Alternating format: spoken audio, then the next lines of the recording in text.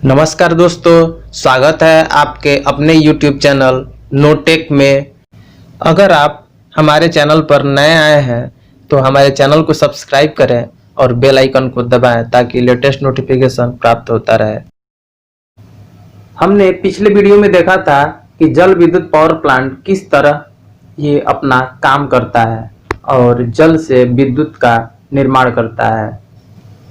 अब हम इसके विषय में जानेंगे कि इस जल विद्युत पावर प्लांट के कुछ गुण और कुछ कमियां भी हैं, अर्थात इसके कुछ लाभ भी हैं तो कुछ हानियां भी हैं। चलिए हम देखते हैं इसके गुण और कमियां क्या क्या हैं। जल विद्युत शक्ति प्लांटों के प्रमुख गुण। सर्वप्रथम देखें, फर्स्ट नंबर, इसकी संरचना बहुत ही सिंपल और सुदृढ़ होती है, अर्थात मजबूत होती है। दूसरा, इससे वातावरण कभी प्रदूषित नहीं होता है क्योंकि इसमें किसी भी प्रकार की राख, धूल, धुआं और अन्य एग्जॉस्ट गैसें उत्पन्न नहीं होती हैं, अर्थात इसमें किसी भी प्रकार का अन्यत्र ईंधन प्रयोग में नहीं लाया जाता, जिससे इसमें और इससे वातावरण प्रदूषण नहीं होता है। तीसरा नंबर देखें, ये बहुत ही साफ सुथरे होते हैं। जाहिर सी बात है कि जब किसी भी प्रकार के प्रदूषण इसमें से निकलते ही नहीं है तो ये साफ सुथरे होंगे। 4 नंबर, इसका मेंटेनेंस कॉस्ट कम होता है क्योंकि इसमें धूल मिट्टी वगैरह निकलते ही नहीं है तो इसका मेंटेनेंस कॉस्ट भी कम आएगा। 5 नंबर देखें, इसके प्रचालन के लिए कम श्रम अर्थात कम मेहनत और कम समय की आवश्यकता होती है, अर्थात यह शीघ्र ही प्रचालित हो जाते हैं। 6 नंबर देखें, इनके प्रतिष्ठापन के लिए अर्थात इसका इंस्टॉलेशन के लिए सिर्फ इंस्टॉलेशन के समय ही बहुत ही स्किल्ड वर्करों की आवश्यकता होती है, अन्यथा बाद में इन्हें चलाने के लिए बहुत कम अनुभवी प्रचालक भी इसे चला सकते हैं। 7 नंबर देखें, इसमें विद्युत उत्पादन के लिए किसी भी प्रकार के ईंधन की आवश्यकता नहीं होती है, सिर्फ पानी की आवश्यकता होती है, अतः इसके लिए बहुत ही कम कीमत चुकानी पड़ती है और इस पानी को भी हम पुनः प्रयोग में ला सकते हैं। इनकी प्रचालन कीमत बहुत कम होती है, लेकिन परमाणु बिजली घरों की अपेक्षा अधिक होती है। इनके स्टार्ट होने में कम समय लगता है, अर्थात ये 10 से 20 मिनट में ही इसको स्टार्ट किया जा सकता है। 10 नंबर देखें, इनके जो निर्माण के लिए भूमि होती है बहुत ही कम कीमत में उपलब्ध हो जाती है क्योंकि ये आबादी से बहुत दूर जंगली और पहाड़ी के क्षेत्रों में बनाए जाते हैं जहां पर जमीन की कीमत अत्यंत कम होती है। अतः भूमि अधिक आवश्यकता तो पड़ती है परंतु कम पूंजी में ही मैक्सिमम अधिक से अधिक भूमि अधिग्रहित की जा सकती है। इनका जीवन काल बहुत ही अधिक होता है और टिकाऊपन भी बहुत ज्यादा होता है।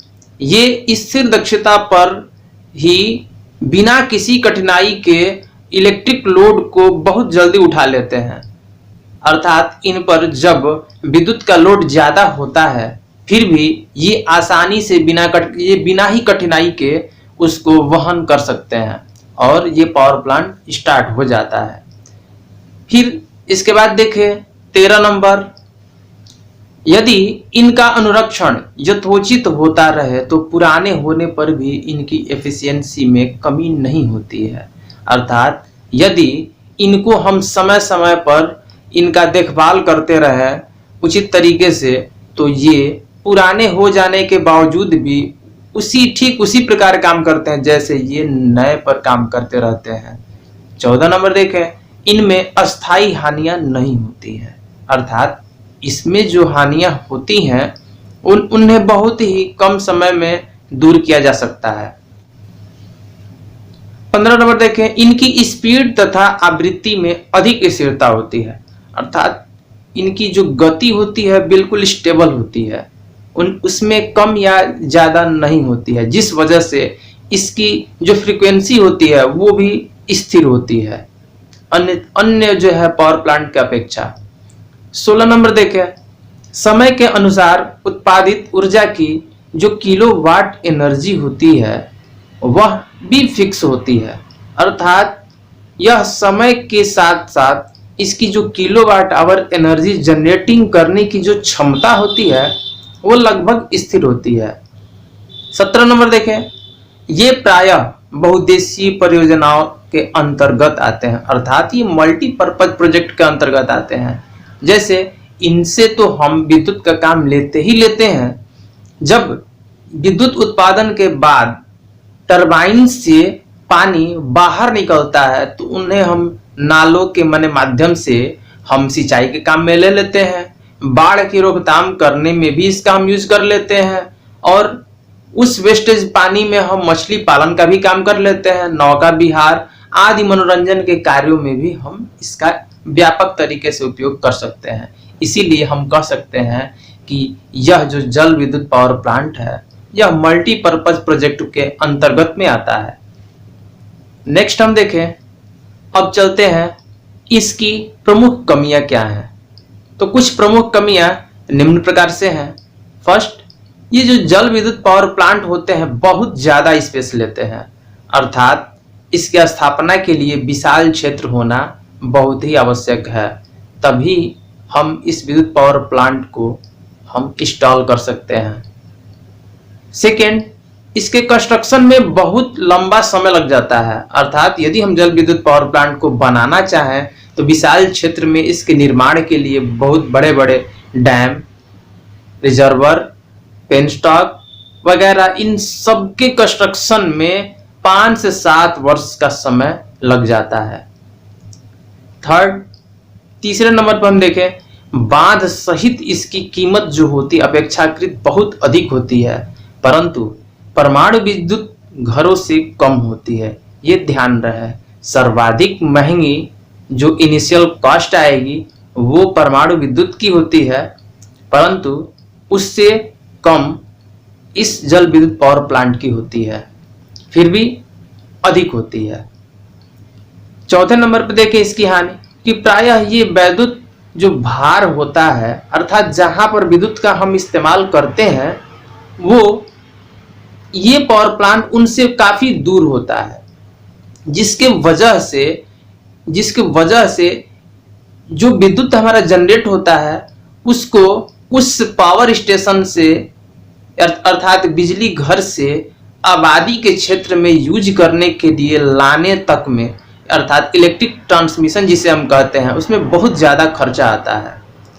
सपोज दैट ये जो पावर प्लांट होता है आबादी से बहुत दूर होता है। अब सोचिए कि वहां से जो विद्युत जनरेट होता होगा उसे हम तार के माध्यम से ही तो यहाँ पे लाएंगे, लेकिन हम ये देखते हैं कि वो तार यूं ही नहीं आ जाते हैं, बड़े बड़े खंभे टावर का इस्तेमाल होते हुए ये आबादी क्षेत्र तक आते हैं, जो कि बहुत ज्यादा खर्च की संभावना होती है।